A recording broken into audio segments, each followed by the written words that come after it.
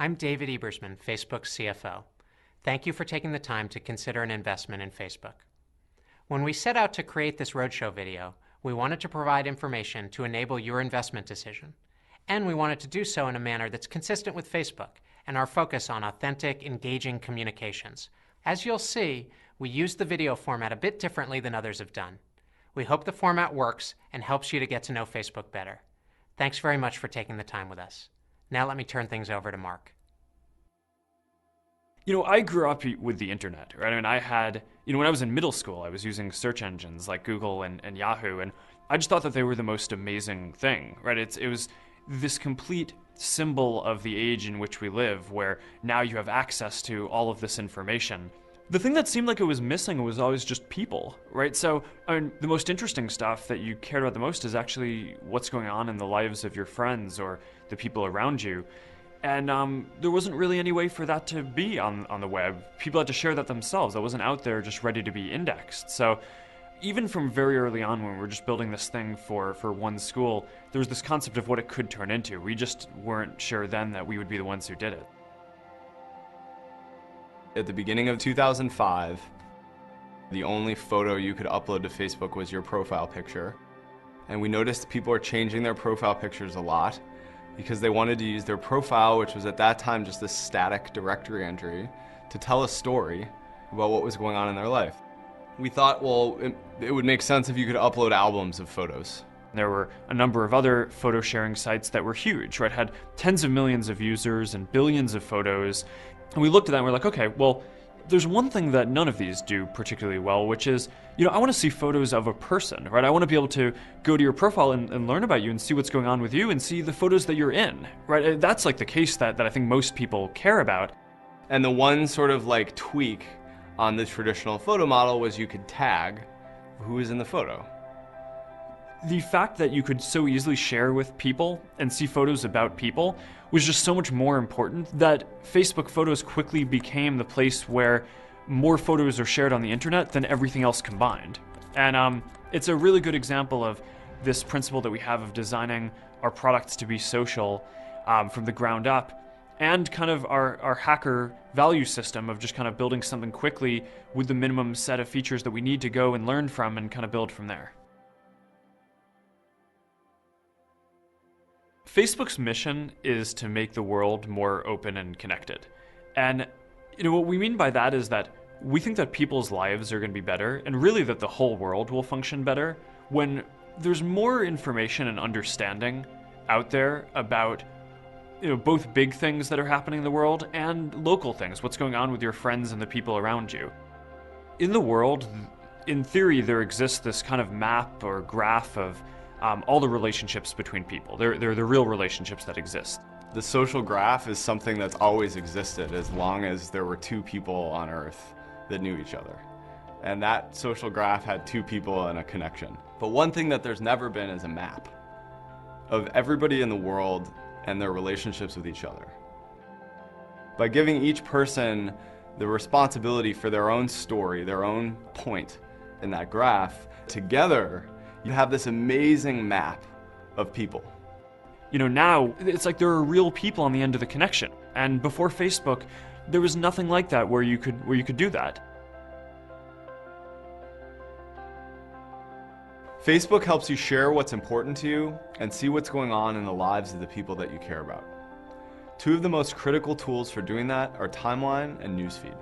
Timeline is really the story of your life on a single page. And, because it's tied to you and your friends and real dates, I think it ends up being a very clear picture of the important things that happened in a person's life. Your life is an amazing story that a lot of people would be interested in if you told it. Whether it's your kid's first birthday, a restaurant you love, an album that you liked, an article that was interesting to you, you live through your communication of those things to the people you care about. Come on, baby.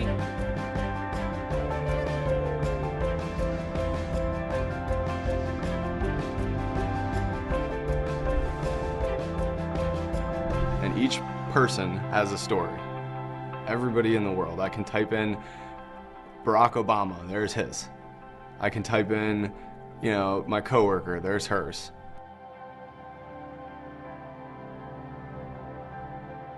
Now, you have billions of people projecting their points of view, their photographs, their stories, their opinions into the world.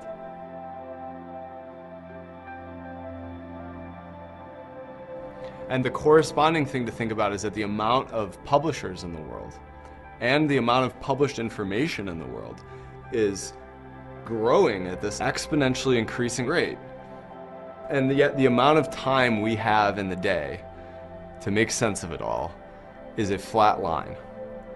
And we see that gap as this really fast-growing problem/opportunity to build something that helps consolidate, customize, personalize, and aggregate and provide for each person exactly the content that they would want.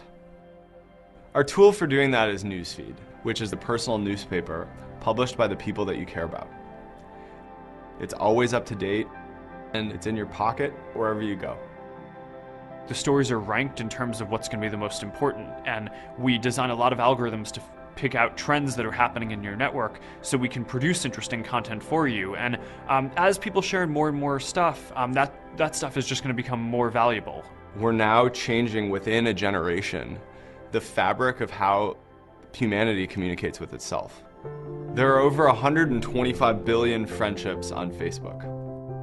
There are over 300 million photos uploaded every single day.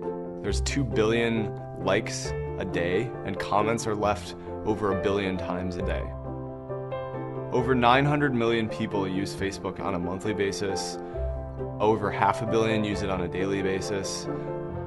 The mobile phone is becoming more and more and more a huge part of our daily lives, which we think means that Facebook will just become more and more a part of our daily lives. We have almost 500 million mobile users, and Facebook is the #1 most downloaded application on every major platform in the United States.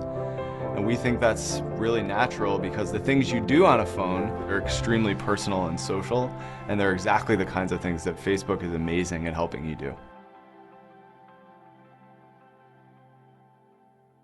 So early on, I think a lot of people thought about social networks as if they were a place that you go, right? Or they were a product, right? And you could build a lot of features into a social network. And what we realized pretty early on is that people want to take everything that they do and do as many of those things as possible with their friends and the people around them. And as much traffic as our website gets, we always assumed that the platform and the possibility for other people to build even more things on top of that would be even greater than any individual product that we could build.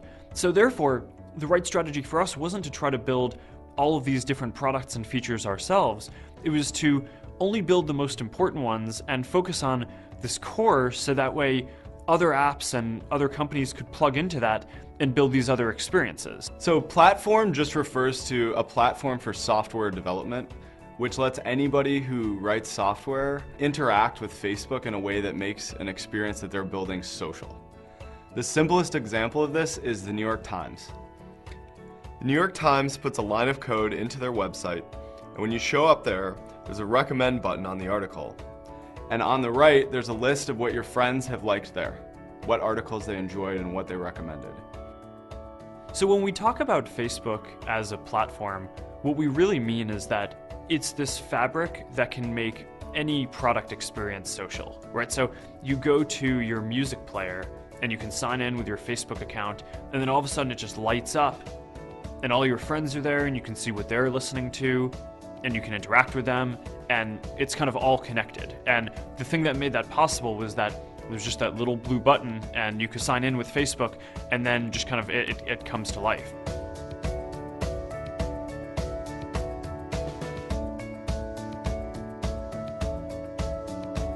So the first real product category that was rethought by a company outside of Facebook was games. The set of startups ended up building these games that ended up being used by collectively hundreds of millions of people. I think one of the things that they did that was so important and interesting is they considered my interactions with other people a fundamental unit of the gameplay. What's amazing is just the velocity at how quickly we got to 100 million people playing a game that had been launched less than a year before. That's structural disruption. We've really reached this inflection point recently where now most companies that are getting started can rely on Facebook and know that the vast majority of their users are going to be on Facebook and have their connections there already. And that enables this huge amount of innovation to be unlocked. So the Open Graph is just the next evolution of platform. It allows people to share actions they take in other apps back to their timeline seamlessly. And those actions end up in their friend's newsfeed, which accelerates the process of new apps getting built and getting up to scale. The Open Graph can help transform any industry that is driven by word-of-mouth recommendations and where your opinion of what you should buy or what you should see or what you should do are informed by the people that you care about.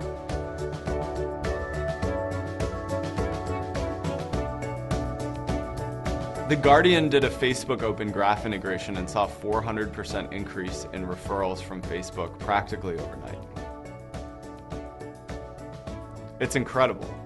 I mean, publishers want distribution and eyeballs.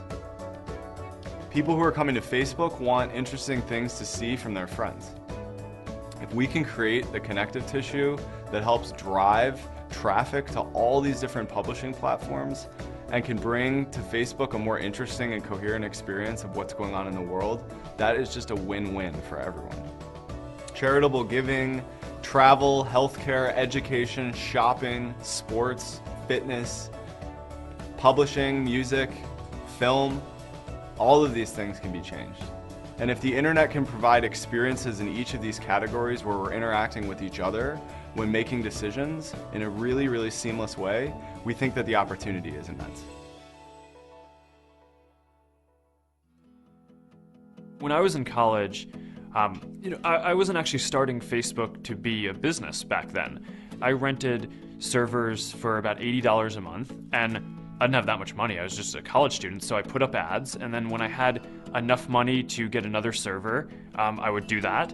So ads, have always been this really important part of what we do because we want to keep Facebook free for everyone. As Mark and Chris described, at Facebook we have a broad mission. We want to make the world more open and connected. People on Facebook connect to businesses just as they connect to other people. I take my kids to the Woodside Bakery for pancakes. I track my runs with Nike Fuel Band. I shop at J.Crew. On Facebook, marketers can leverage the power of these connections to build their businesses, to find customers, to engage in ongoing conversations. Messages on Facebook spread not just from business to consumer, but more importantly, from friend to friend.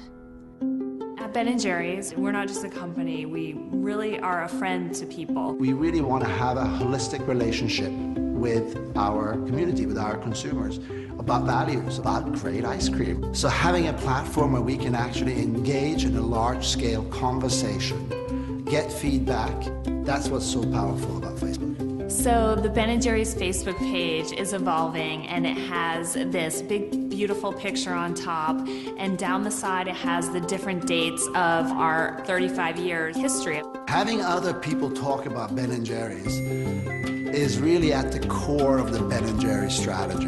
Our 3.4 million fans have 244 million friends out there. The scale of that community is mind-boggling. That's how we engage a lot of people. You can really reach your consumers in a lot of different touch points. On their mobile phone, in their news feed. It also puts it into social context, so you can see your friends if they've engaged with it. You can comment on it, you can like it, and you can share it.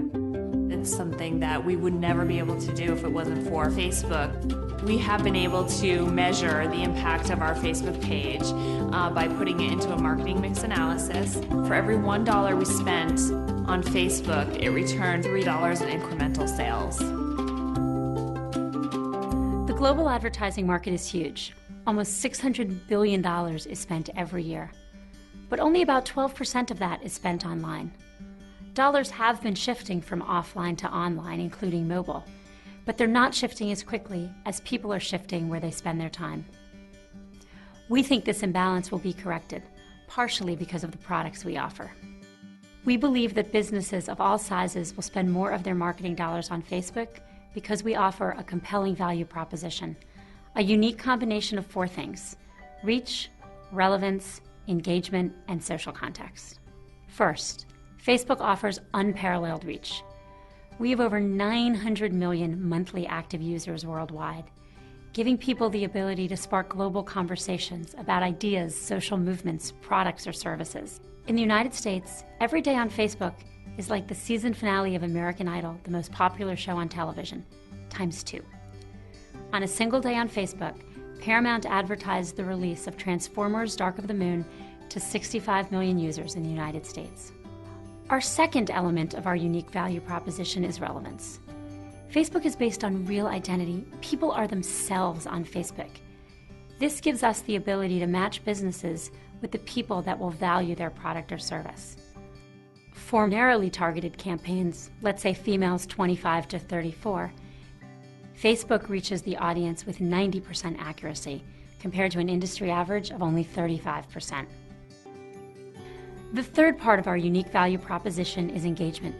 On Facebook, when you friend someone, you're establishing an ongoing connection. You will see what they share in your newsfeed and on their timeline going forward. Similarly, when you like a business page on Facebook, you're enabling that same ongoing connection. I like Sprinkles cupcakes, and I have liked them on Facebook. When they announce a new flavor, let's say Irish chocolate for St. Patrick's Day, I will see that story in my newsfeed. This is really different from traditional advertising. Almost all other forms of advertising are one time and one way. Facebook enables businesses to have active conversation with customers that are part of an ongoing and authentic relationship. The fourth part of our unique value proposition is social context. Study after study shows us what we all intuitively know.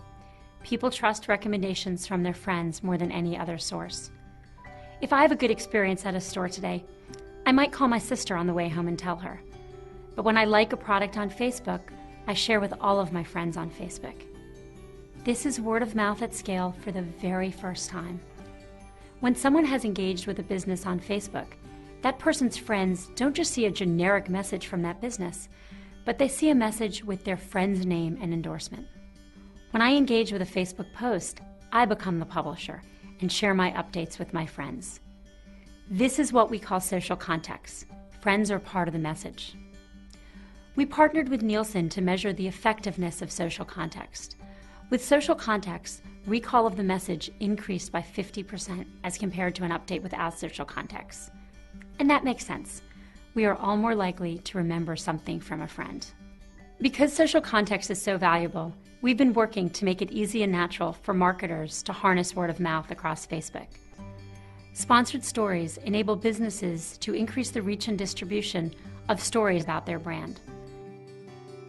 We just introduced sponsored stories into Newsfeed and on mobile devices earlier this year. Today, only a small fraction of our impressions are sponsored stories, which gives us lots of room to grow. Mobile is a key area of growth for Facebook. For most companies, the mobile environment is a challenge because it's so small that it requires new ad formats. But that's not the case for Facebook. On mobile devices, our users are deeply engaged with their news feeds. Since sponsored stories are now available in Newsfeed and on mobile, they become a really natural part of the Facebook mobile experience. Marketers focus on taking consumers all the way through the marketing funnel, from the very top, where a consumer first becomes aware of a product, to the very bottom, where consumers will purchase. Facebook's well positioned to help businesses reach people at every part of the funnel. American Express is a good example of guiding consumers from the very top to the very bottom of the funnel. We came up with the idea of creating a day during the holiday season where we could be encouraging consumers to go spend their time, their money with small businesses. And the first place that we all agreed was most important was going to be Facebook. Local businesses exist on Facebook. Consumers spend an enormous amount of time on Facebook. They're engaged.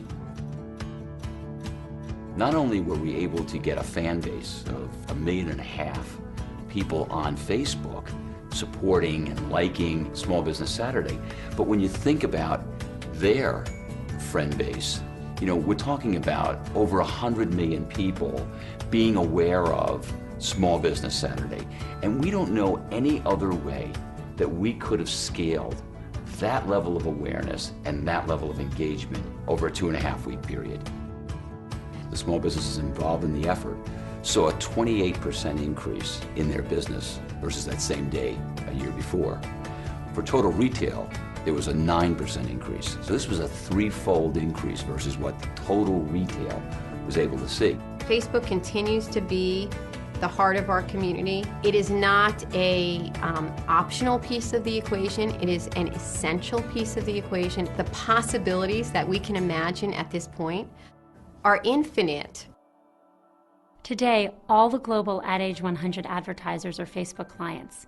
And this is important because on average, they spend about $1 billion a year each on marketing. Almost all of them spent with us every quarter of 2011. We also drive awareness and sales for small businesses around the world. 3.2 million small businesses have an actively managed local business page. One example is CM Photographics, a wedding photography business based in Minneapolis. When Chris Meyer started this business, he used Facebook ads to reach users with inferred intent for his service. He showed his ads to women aged 24 to 30 living in the Minneapolis area who said they were engaged on Facebook. Over 45% of the Facebook users who clicked on his ads became qualified leads. In 2011, Chris spent $1,500 on Facebook ads and generated $70,000 in revenue. Our advertising revenue has grown from $272 million in 2008 to $3.2 billion last year. We've made significant progress, but we've only just begun. Our long-term opportunity is to be the place more than 70 million businesses in the world, both large and small, build relationships with their customers that are authentic, that are ongoing, and are personal. Now that you've heard from Mark and Chris about our product strategy, and from Cheryl about our advertising market, I want to share with you an overview of our financial performance and operating metrics, and why we believe that Facebook can become an extremely valuable company over the next decade and beyond. Our mission is to connect the world, so our top priority has been increasing the number of people using Facebook. In 2010 and 2011, the population of people who are active monthly users of Facebook grew by well over 200 million each year, and in the first 3 months of 2012, we added over 50 million people to end March with over 900 million monthly users. In certain countries like Turkey and Chile, we estimate that greater than 85% of internet users are active with Facebook.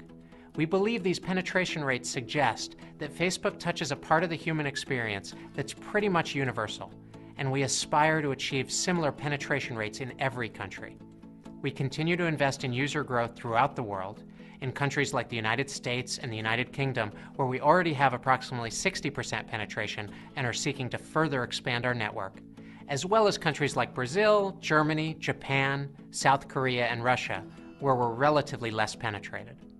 User engagement drives our business performance. Our revenue growth has come from 2 sources: improving the reach and value of advertising on Facebook and growing our payments product that we introduced in 2010. The key driver of advertising revenue has been user growth, which has increased the number of ads we display. Other factors that have affected the number of ads include product decisions we've made that increase or decrease ads shown on various pages, and additionally, the amount of Facebook use on personal computers relative to mobile devices, as we have an established set of ad products for personal computers as compared to mobile devices where we just began showing a limited number of sponsored stories in early 2012. The other key variable affecting ads revenue is the value of each ad, as reflected in the price advertisers pay to engage with our users. The price of any individual ad can vary greatly, depending upon many factors such as user geography. North American users represented 20% of our user base in 2011, but approximately 50% of our ads revenue. We're continuing to invest in sales and monetization in other markets around the world where we have large numbers of users, and we expect to benefit as global online ad markets develop and mature. Future growth in the price of the ads we show will depend on our ability to continue to make our ads more relevant, more social, and more engaging. Our other source of revenue comes from payments. Our platform allows developers to build experiences such as games, music, or news that are social and personalized and integrated with a user's Facebook network.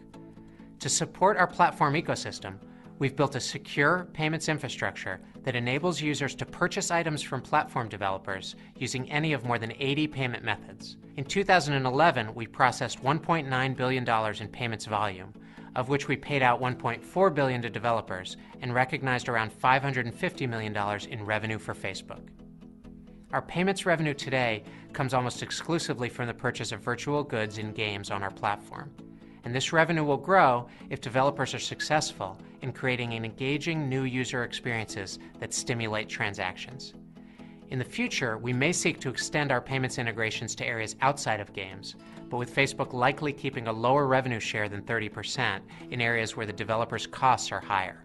As our business has matured, we've been cautious about our rate of headcount growth because we believe that a strong and focused culture matters a great deal in building a company that's sustainably successful. Expect us to continue to grow headcount to take advantage of the product development and business opportunities in front of us, albeit at a measured pace. In terms of capital expenditures, our need for servers, data centers, and networking equipment is driven by the fact that we need a large computing infrastructure to deliver Facebook rapidly and reliably. We operate at a massive scale, serving over 10% of the world's population on a monthly basis. For each of the approximately 500 million people who will use Facebook today, we offer a unique, personalized experience. This challenge requires a major investment in computing power, and our infrastructure is an important part of our capability and competitive advantage. Our operating margins have been between 34% and 52% over the time periods presented here, bouncing around based on revenue growth and the timing of expenses, including stock compensation. We're pleased with these margins, particularly because we view ourselves as being in a heavy investment phase of our business as we build the foundations for long-term success. While we aspire for Facebook to be a high-margin business over the long run, we won't hesitate to make additional incremental investments needed to drive user growth and engagement, even if monetization follows more slowly and margins are affected. Mobile is a good example of this investment approach. We believe mobile usage of Facebook is critical to long-term user engagement, so expect us to invest heavily in our mobile product experience, even if mobile monetization is uncertain and will take time. We believe mobile usage will make us a more successful and more valuable company over the longer term. Facebook has been successful over the past 8 years by prioritizing the experience of our users and having a long-term vision about how the web would evolve and what Facebook could become. At Facebook, we believe we have the opportunity to build a business that is innovative, important, and valuable 10 years from now and beyond. We appreciate your time in giving us the opportunity to introduce Facebook, and we hope we're able to continue to attract investors who believe in our mission and are excited about the long-term potential of the company. In everything that we do, we really want to honor the fact that this is a network of people and that we're all here because of the people using Facebook. And because there's this critical mass of people in this network, developers then want to build products for that set of people. And because there are all these people here, advertisers want to reach them. And then because there's this ability to make an impact, a lot of the best people in the world want to come work at Facebook. And then because of all these things, we've built what we're really proud of and think is a good business. And I think that that's the reason why we're talking to you guys here today. So it's all because of people wanting to use this product in this network. And I think a lot of what we need to do in terms of our internal prioritization has to honor that. So if you think 5 years out, using Facebook doesn't literally just mean using the Facebook app or software that we've written ourselves. I think that we're going to reach this point where almost every app that you use is going to be integrated with Facebook in some way, because the developers of those apps are going to want to make it so that you can interact with your friends and that you can share content back to Facebook to help grow those apps, and it's a very symbiotic relationship. So we make decisions at Facebook not optimizing for what is going to happen in the next year, but what's going to set us up to really be in this world where every product experience that you have is social, and that's all powered by Facebook.